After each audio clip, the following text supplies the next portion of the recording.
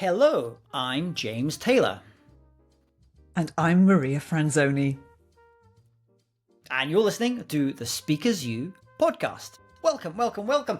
Maria Franzoni, good to see you today. I've been just finished your book, and I thought in this episode we would talk about books. Specifically, what is the point or what is the value of writing a book for speakers today?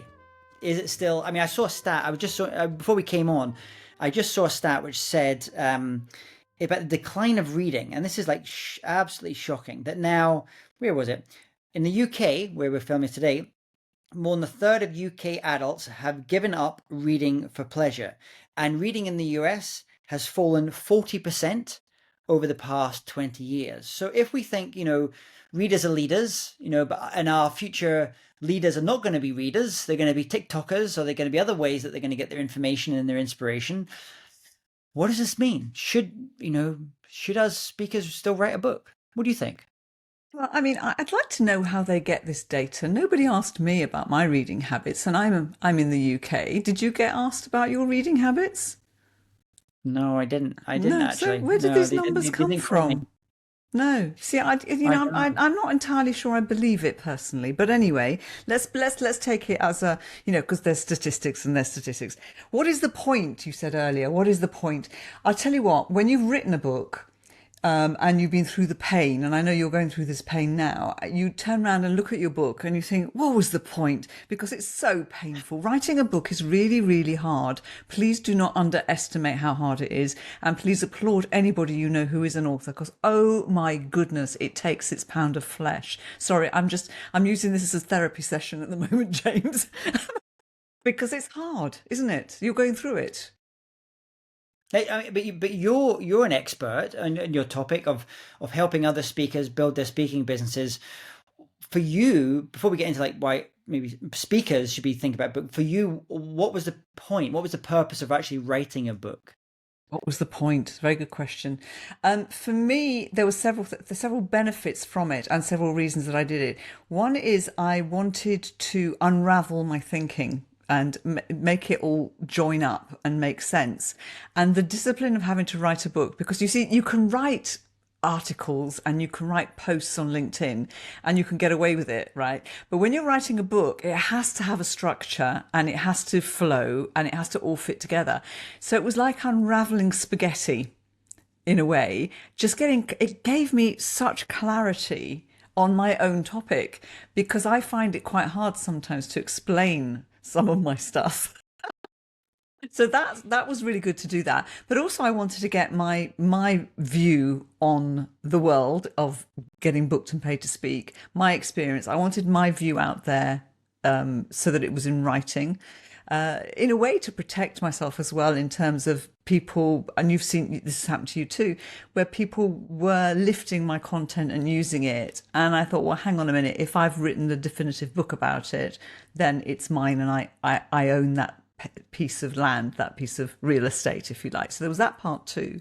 And to help speakers who perhaps weren't ready to work with me, but wanted to have some guidance, because I can reach a lot more people with a book than I can, because I like to work one-to-one, as you know, and I'm not going to reach all the people that have bought a copy of the book or who I've given a copy of the book to in my lifetime, which is really nice that there are people out there that have actually got copies. So that was my reasoning. What's your reasoning? Well, I just find a book an amazing way of transferring information. Think about, what it costs. I just don't think a book is expensive for what it is. Books haven't really increased much in price for a long, long time. And you think about, that person, whether it's you or a speaker that's written a book, it's the summation of their ideas around a particular topic. They've taken all this research they've probably spent 5, 10 plus years working on, and they've narrowed it down into like the finest way that they can do it. And then they're giving it to you for £20 or $30 or whatever the price is. I think it's just it's an amazing medium. For me, writing a book, we have a mutual friend, Jamil Qureshi, who often talks about. He said, "Yeah, he wrote a book once, but he doesn't advise anyone to read it." So it's true. It's true. he's built an incredibly successful speaking business, and he doesn't really have a book. He doesn't promote a book or anything. And he did not do. But then we know other speakers who seem to be releasing a book every 6 months or so as well. So I mean, I don't actually feel that a speaker has to have a book. I think where it can be useful for a speaker to have a book is, one is the idea of knowledge transfer. My mission for my own work is to unlock the creative potential in 1 billion people. Well, 1 billion people are never going to see me speak on a stage. I could travel from here to eternity. It's never going to happen. So having that book is just a great way of transferring, so it allows people to get into the ideas very quickly. The other one you mentioned there was this ability to be able to clarify your thinking on the page about how you think about something, and then help clarify that for other people. And I've seen some speakers, I think about someone like a Dan Pink, for example. He tends to do all the research and he writes the book, and then he goes out and speaks, talking about the ideas in the book. Where what I'm doing my first book, and I know some other speakers have done this as well, where I've been speaking for 5 years on a topic, and I almost feel this is puts the bow on the idea. This like everything I've been speaking on, I've workshopped this with audiences. I know what stuff resonates with audience, what doesn't resonate with audience, and then I've basically taken hopefully the best of that and put it into some form. So maybe this is actually closing a chapter for me on this particular topic, or the way I speak on this topic, and it opens up a new chapter as well. And then the other day, someone actually you feature in the book, David Averin, who's written many books, who's a great keynote speaker.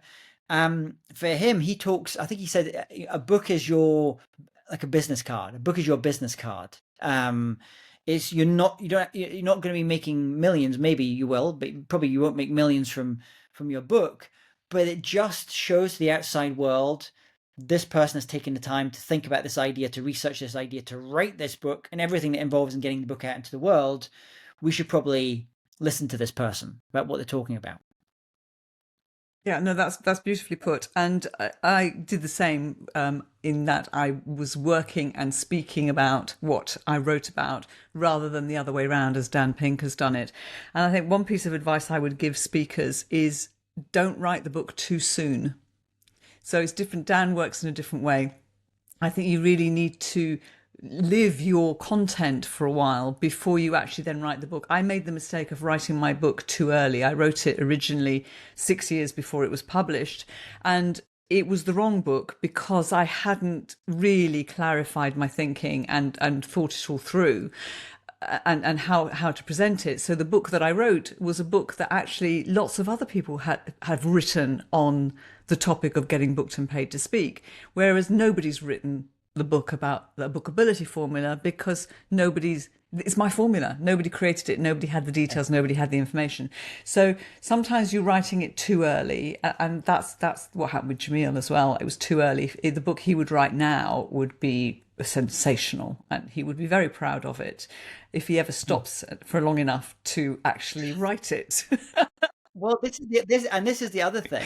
The reason I'm writing a book as well, and I'm only now just getting to write a book, is it takes such a god awful amount of time. And this is time that you could be speaking, you could be pitching yourself for speaking engagements. And I have seen a number of speakers who have spent a lot of time writing their book and really crafting their book and everything that's involved in promoting and distributing the book. And their speaking money, their revenues, have actually gone down for a period of time because they've had to take their eye off the ball. They can't be working in the same way. And that was something I really worried about in writing a book. It's like, is this going to be something I'm just going to go and do, and I'm not really it's not going to generate any income particularly. In fact, I'm gonna have to take a step back in my speaking career to allow me the time to write the book. But when I was talking to a lot of bureaus, they were saying, you really need to write this book, because it's going to be it's a positioning thing as much as anything else. It allows me, for my speaking business, to go to that next level up in terms of the fee ranges, because I just have another level of authority that I can speak on the topic. Yeah, and the word authority comes from the word author, right? So it does play true. It's interesting what you said about the knock-on effect it has on your business. I was looking at my figures and comparing numbers, and there are 3 months this year which were much quieter for me business-wise than they have ever been. And then I'm thinking, what was I doing then? Oh yeah, I was rewriting the book again. I was going through the copy. I was dealing with all book stuff. You do take your eye off the ball. And of course, as soon as you realize that and you're looking at it, and you know it's happened anyway because you're on top of it at that time. But it's like reflecting on it, thinking, gosh, that was a dent. So you then have to ramp up again. But having a book is, David said it's a business card. I see it as a brochure. I think it's a really brilliant brochure, a very expensive brochure to really in terms of value. But it also opens doors then to working with clients at a different level, and it attracts a different level of client, whether you are a speaker or whether you are doing what I do, which is coaching and nagging. So the type of people I'm attracting is different, and they're in a different place. They're also coming to me in a different place because they've already done a lot of the basics. So we're starting somewhere higher, which is also much more fun as well. So there's so many advantages. How do bureaus see that a book? What when they look at they see a speaker's coming out, they've got a new book coming out in 6 months' time or 3 months' time. What is their lens that they're looking at book publishing from? Right. So first of all, from a bureau's point of view and from a speaker's point of view, you do not need a book to be a successful speaker. You need to have a relevant topic that clients need to hear that's solving a current problem. So it doesn't necessarily need to have a book. The book, bureaus see it, especially if it's one that's just come out and it's new, they see it as great newsworthy information that they could be sharing with clients, and it's adding extra value. A lot of audiences, a lot of clients do like to have a book that they can give to participants who've heard the speaker as a gift afterwards to take away. And especially if it's a topic that's really important to them, that they can then embed. I'm just looking at your T-shirt. Sorry, I'm being distracted. People who are listening on the podcast won't know, because I thought, I might use this as my tip this week, but actually maybe this is going to be your tip this week. We'll come back to this later for those who cannot see. I've never seen you in a T-shirt, James, actually. I've only ever seen you in shirt or jacket. I really wear a T-shirt. They are a sponsor, but not of this show. Huel is a T-shirt I'm wearing. If you don't know, Huel they're a bit like AG1 if you have in America, which and Huel make protein drinks and energy bars. I actually really like the energy bars because they're very good when you're on the road and traveling, and they just give you a little bit of that kind of protein. Interestingly, I was talking for a client the other day. Not this client, but for a completely different industry, in the farming industry. And they were saying that sales for these protein drinks and protein bars are going through the roof. And one of the reasons for that is the rise of, and I've forgotten the names of these, is it Monjaro and these things that people take to make them reduce weight, to lose their weight, because doctors say you have to, we're not a medical show here, you should increase your levels of protein if you're taking these types of things to lose these weights with these jabs. So as a result, companies like this, lots of them, they're all doing very, very well. But yes, this is probably one of the only time you're going to see me in a T-shirt. I'm sorry. I don't normally come on. I'm sorry, I digressed. We digress. But interestingly, like the branding piece is an interesting one, and I know, kind of coming onto this, like kind of the brand piece for speakers. I was always quite conscious that my name is a very common name, James Taylor. So I thought I'm going to have to spend a little bit more time in creating brands for my keynotes, super creativity, super collaboration, because probably what's going to happen is people will say, oh yeah, a few months ago I was at that event. I want to book the guy that talks about super creativity guy. So I had to create my own names around that. And that's obviously going to be the name of the book. So everything for my book is going to be called Super Creativity. Super Creativity is the name of the book. Super Creativity is the keynote. There's a Super Creativity workshop. It all sits within that, which for me is exciting because it allows people to get into this idea of super creativity at the lowest cost of just buying a book. Brilliant. Fantastic. Super. Where were we before I digressed into Huel? Bureau. We were talking about bureaus and what the perception is of a bureau. Like, what is the value they see in a book? Is it just simply, oh, that's interesting, it's something I can go to my clients, talk about the speaker? Is it something they think, well, I can make a bit more money because I can do a bulk sales deal of books for the client? What's the value in a book Yeah. for a bureau? Yeah, bureaus don't make money on books. In fact, speakers don't often make money on books. Let's be honest. So it's not a money making thing. It's an added value. It's seen as an added value in reality. And often, if a speaker has got a book, it's lovely to send a book to the bureau would want to send the book to the clients and maybe ask the speaker to dedicate them, and send signed copies. And it's a way of opening a door to that client in the same way that you would do it directly with clients. So they do see it as a great marketing tool. It does mean also that you have got clarity around that topic and have some authority. In some cases, it can make you easier to book. But the US market particularly loves books and they like speakers with books. But as I said before, you don't need a book to be a successful speaker. And if people go back and listen to one of our previous episodes, we actually talked about bulk sales of books, and you had some. You're gonna go after people are going to listen. I'll put a link to the episode, but you gave it some brilliant advice about how to sell clients on your books. So when they're booking you as a keynote, if it's 1,000-person conference, they take 1,000 books as well. You get to extend your message. That's great. Maybe there's a little bit of money at the same time as well. There was something I remember hearing from Brian Tracy a long time ago, and he talked about how he released a new book every 3 months. Wow! Wow! So, and it was very thin books. They're not like the big books you've got here. But what was interesting about that is he said because the attention span of people is so short now, it allows them to go to the market every 3 months and talk about this new book, this new idea. And that was something that I thought was interesting. And I'm doing a version of that where I'm having the main flagship book, which is SuperCreativity, but I'm creating subversions for different industries. So there will be one for financial professionals. And so that means I can go out to bureaus and say, if you have clients within the financial services in September 2026, the version for them will be coming out. And to be able to say, James Taylor is a top speaker on creativity and artificial intelligence for your industry, and he's written a book for your industry. I think that's quite a powerful message around relevance.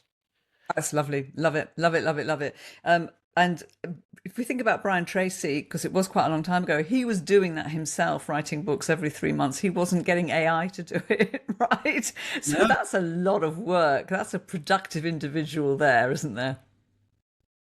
So what other tips? And one of the other ones we'll probably hear from speakers that they're interested in. Do they need to come out with a big publisher like a Penguin? They need to get a big book deal if they're to give them that authority coming in a book, or can they go on their own and self-publish? What advice would you give, or does it really matter actually?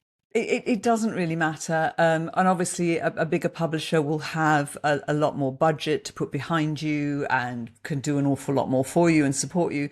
But the reality is that often a bigger publisher will take longer. And if you're self-publishing, you can do it a lot faster. So I don't want to advise either way because different routes work for different people. I don't know what route you've gone. I went with a hybrid publisher so that I had the best of both worlds. And I think that's quite a nice way to go, especially as it was my first book. So I wouldn't have been comfortable self-publishing. And you know what? I don't know if I'd want to self-publish anyway in future if I ever manage to give birth to a second book, if I ever have a second idea.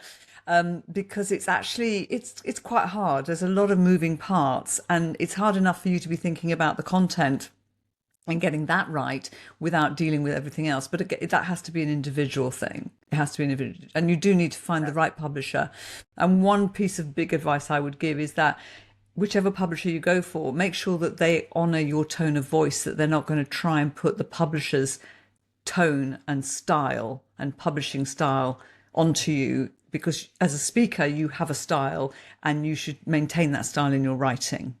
And that wasn't something I was aware of until I came face to face with it. I think one of the things that the American speakers, authors are better at than us Brits, and this same holds true for TV, where often in TV shows in the UK, they have quite short numbers of seasons and number of episodes. And that is usually because it's like just two people writing that show. Where in America you'll have 20 people working as writers on a particular show, and it allows you to scale up at a much higher level. So I think what the Americans are really good at, or that tradition, that American style, is writing those kind of chicken soup for the soul, the series levels of books, where you can see it getting spun out into lots of different versions. And another thing I think about, and I was talking with David Averin the other day about, was every time you go to a new country, if you do self-publish, so you own the rights for it, you can reach out to a publisher in that country and say, hey, I'm going to be speaking in India on these dates. I would like you to publish this book. I will give you, you don't have to give me in advance, but I just want, and suddenly you've got your book in, in that local language, let's say, with that different cover. You still contain the rights, you still control the rights for it as well. There's a royalty deal that happens, so you make a little bit of money, and it also means you don't have to physically send that product all the way across to India. It could be getting fulfilled actually within that country itself. So I think the Americans they tend to be so much better at it than us in Europe, at kind of creating these multi kind of series types of book deals. Yeah, brilliant idea, very good idea. What else? Anything else that we need to kind of cover from this idea of the purpose, the point, the power of writing a book for speakers? The power of writing a book. I think you've got to be prepared for the fact that once you've written the book, just like once you've written the speech and once you become a speaker, the sales and marketing of that book is down to you, like the sales and marketing of your speaking is down to you. And I think some people don't realize that and that's sort of like a reality check for some people. So most of the sales and marketing is down to you when it comes to books, unless you've got a specific deal with your publisher. And certainly if you're self-publishing, it's totally down to you. So you've got to be prepared for that piece, I think, would be the piece of advice I'd give there. And I think a good, if you want to look at someone who's done this very well, is someone like David Allen, he's actually not on the speaking scene as much. He did a lot of speaking over the years. His book, Getting Things Done. And I remember interviewing him once, and he spoke about that. I mean, that book was written 25 years ago, but he has a goal of every week doing at least one podcast interview or one press interview about the book. I think he's only actually ever written that one big book, since that's one we know, but he's 25 years later, every week he's doing an interview to promote that book. I mean, that's commitment for you. That's commitment. I mean, that's fantastic. And actually, I'm pretty sure that the app I use, my to-do app, which is called Things 3, I'm pretty sure it's based on his book. Yeah. And it's brilliant. Yeah, it's a great book. I've got it somewhere buried on my shelf. Well, talking about tools, what tools or apps do we want to give people today? What should they be checking out? Yeah, I'm actually going to give a tip today, just to be contrary, because you asked me for a tool. So the tip I'm going to give is related to books, and it was a tip that was given to me actually by Chris Gardner, who is of fame of In Pursuit of Happiness, The Pursuit of Happiness, played by Will Smith. And Chris said something to me, and I think I might have mentioned this already on another podcast, but we didn't have it as a tip. He said to me to have a book launch, because I wasn't going to have one. By that point, I was exhausted. I can't organise a book launch as well. No. And he said, attach it to an existing event that has your audience. And I thought, what brilliant tip, which is exactly what I did. So when my book came out, I was speaking a couple of days after the book came out on Amazon and was available in bookstores. Speaking at a speaking event, which is the Speaker Summit and the Speaker Awards that you also spoke at. And I attached my book launch at the end of that first day between the conference and the evening event.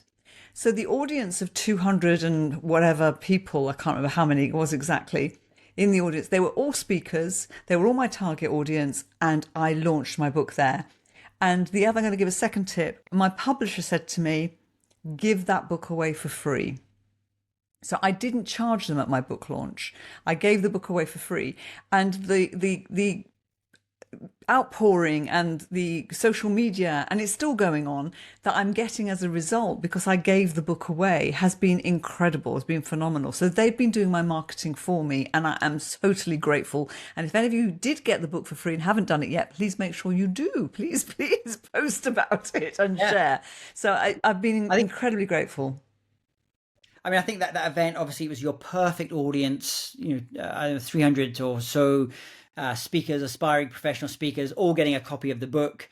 And I saw for weeks and weeks after that, people taking photos of their book when they're, out and about, or in their, they're at home, or they're on a plane. And it was great. And it creates that ripple effect for the book at the same time. So, I thought what I would do, my tool for this week, and actually, if you're listening to any ad spots, you'll hear ads.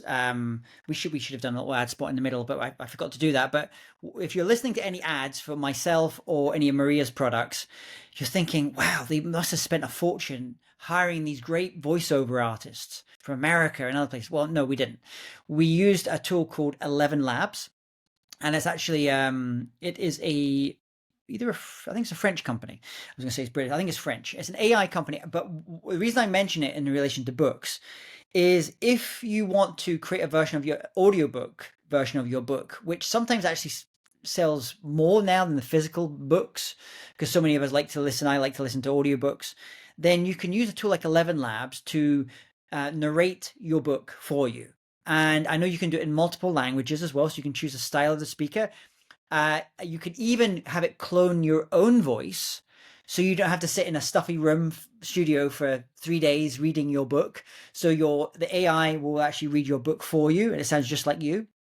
Or when you start to do versions in different languages, you can also use 11 Labs to do the audiobook versions in those languages as well. And it's a pretty affordable thing. So we'll put a link to 11 Labs. But if you're listening to any of the ads that you're probably going to hear just now, they have been created using 11 Labs. Wow, James, I'm going to check that out because I've got to do my audiobook. And the thought of sitting in a studio for 2 days reading it, it's like, I will check that out. I'll check that out. Be interesting.